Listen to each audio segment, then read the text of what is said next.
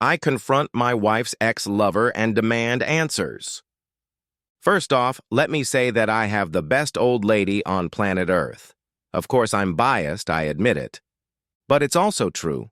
In some of the stories I've posted here, I've described my life, some of it as it used to be, some of it as it is now. In the 2 decades before my marriage to Dottie, I will say that I was perfectly happy.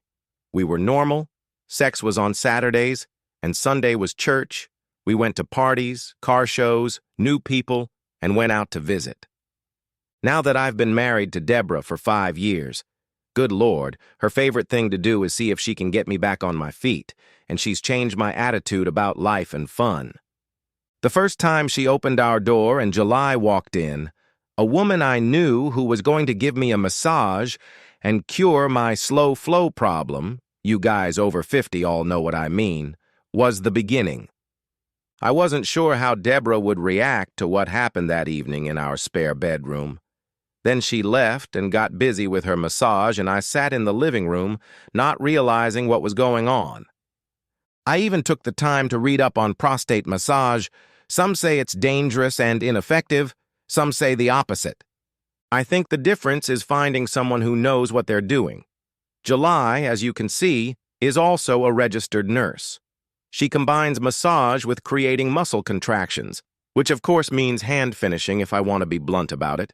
This is perfectly legitimate since she is a registered nurse. Guess what? Medicare covers it. This sort of thing, as it turns out, is completely normal in our house. Deborah has no jealousy and provokes many situations on her own. The stories I write are slices of life. Of course, there are sexual situations in them, but I don't have to make anything else up. My Deborah is 58 years old, and if she told you she was 39, you wouldn't blink an eye. That's my opinion because I've seen her in situations you won't get to. Yay? I'm Dan. I'm almost 70, and Debs will tell you I don't look it either, although 39 is something I can't get away with. Maybe 59? I tried dyeing my hair once, but it looked silly, so now I leave it silver, white with a few dark streaks.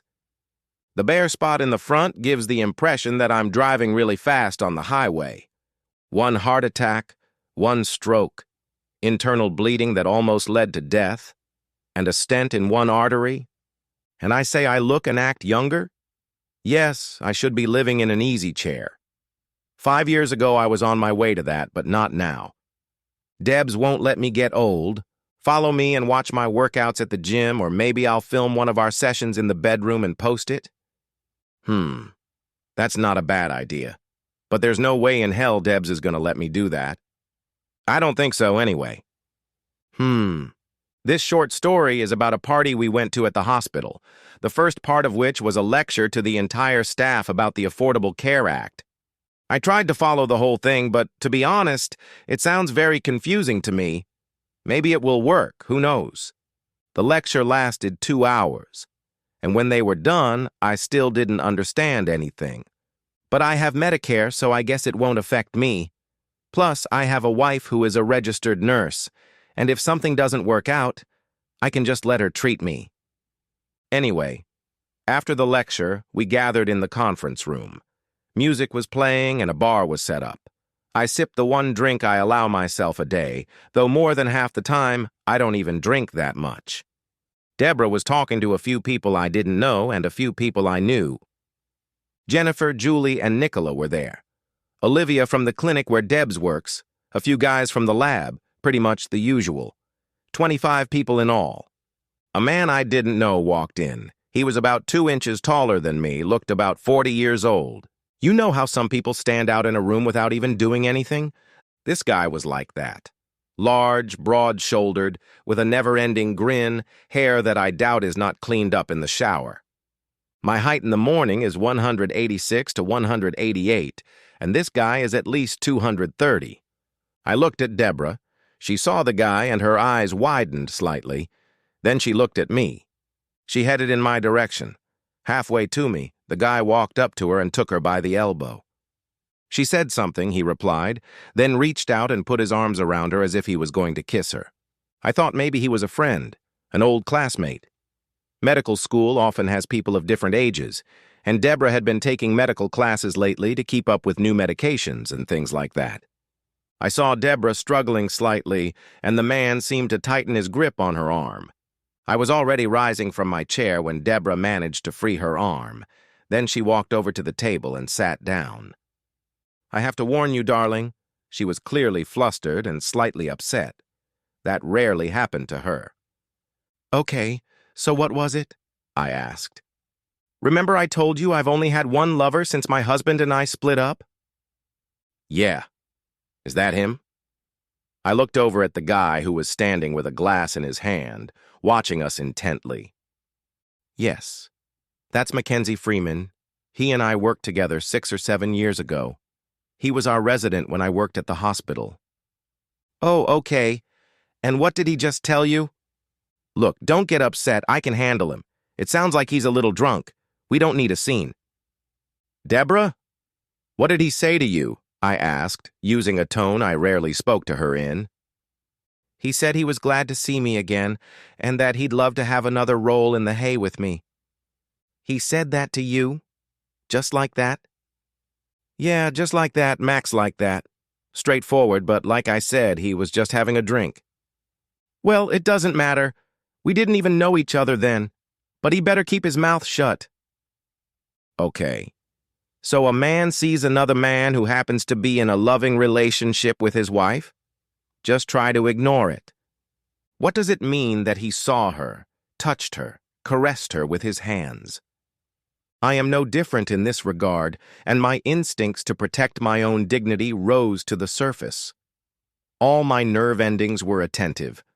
The man put his hands on my Debs, which, if she didn't like it, was very dangerous. I could see Mac starting to flirt with some of the other women, and it was clear throughout the room. He was also constantly glancing in our direction, which was starting to get on my nerves. He walked over to July and said something to her, and I inwardly chuckled when I saw that he was shut down almost immediately. Then he walked away, and I lost sight of him. Someone put on a tune that Deborah and I like, and we got up to dance. We don't do it often, but I like to feel her in my arms. As with most married couples, our movements are instinctive and in line with each other. She was saying something to me, I don't even remember what, when I saw her eyes narrow and felt my shoulder being touched. "Mind if I step in, buddy?" asked Mac, reaching for Deborah's hand that was resting on my shoulder like it belonged to him or something. "Yeah, I don't mind, buddy. I'm dancing with my wife," I told him, pushing his hand away. "Hey, don't fidget, dude. Deborah and I are old friends." He looked at her. He did call me dude. "Mac, leave us alone, please. I don't want to dance with you," said Debs to him.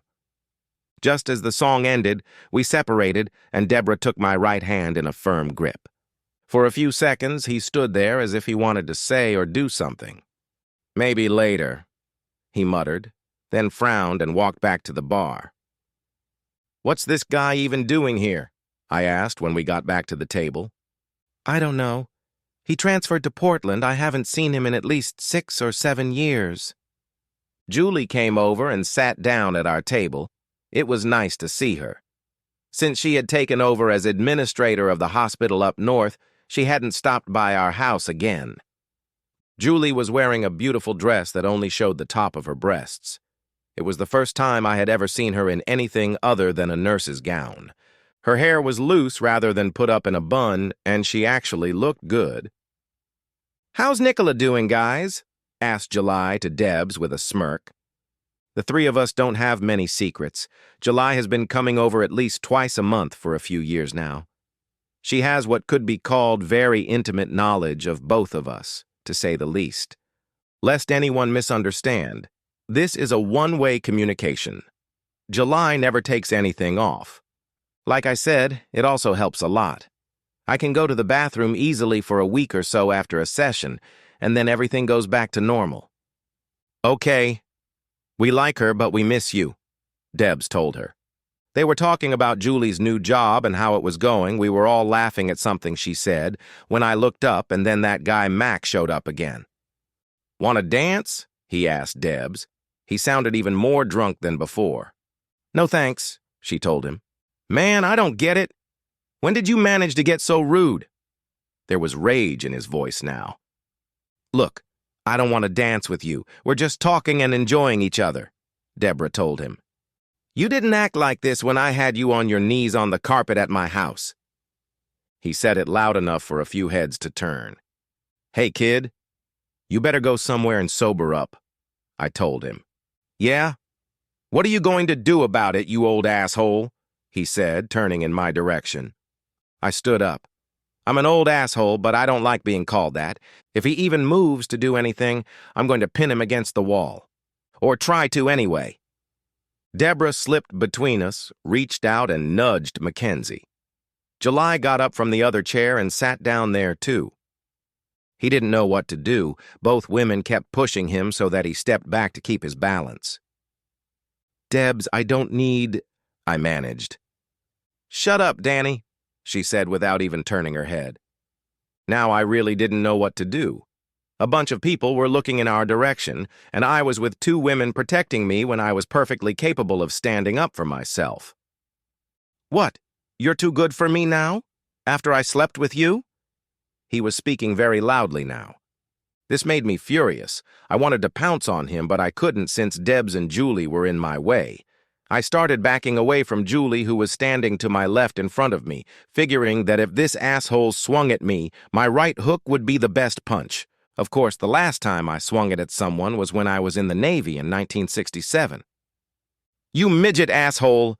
July reached out and slapped him once more, forcing him to take a step back. This is bad enough, but you don't have a clue! You've been the worst man in my entire life! Deborah screamed at him at the top of her lungs.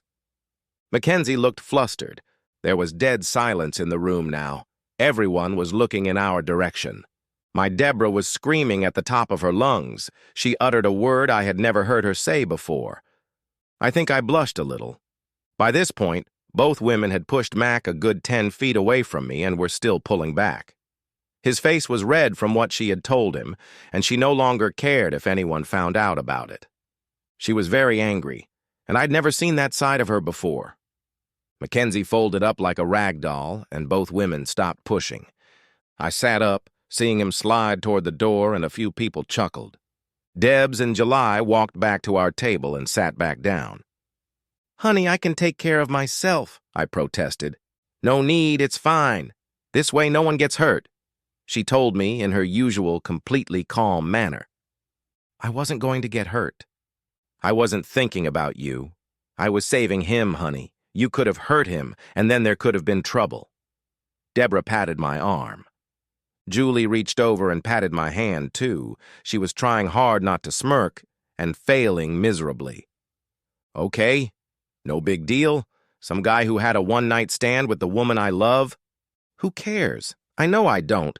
Not really. Okay, I'm lying. It pissed me off, especially the part where the asshole yelled it out in front of everyone. That hurt my ego a little bit, honey.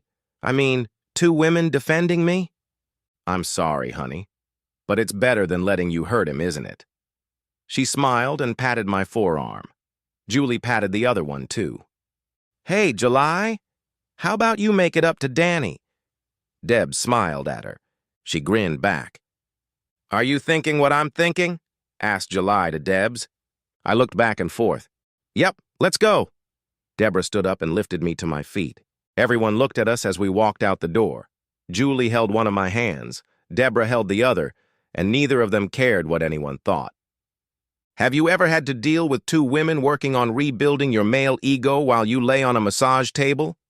Well, I did. Another brand new experience. I can't say I minded one bit.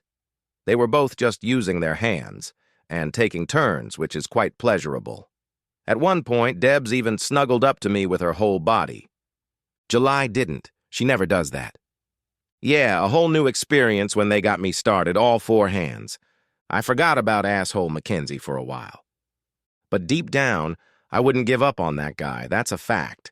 Those two girls treated him like a baby, even though he was almost as big as the two of them together. But I didn't do anything about it. Besides, I slept like a baby that night. I'd heard he had a private practice on the coast now, and Deborah told me he was a very good doctor. And he wasn't seen around here after the party, which is probably a good thing. The end. Subscribe to my channel. Thank you.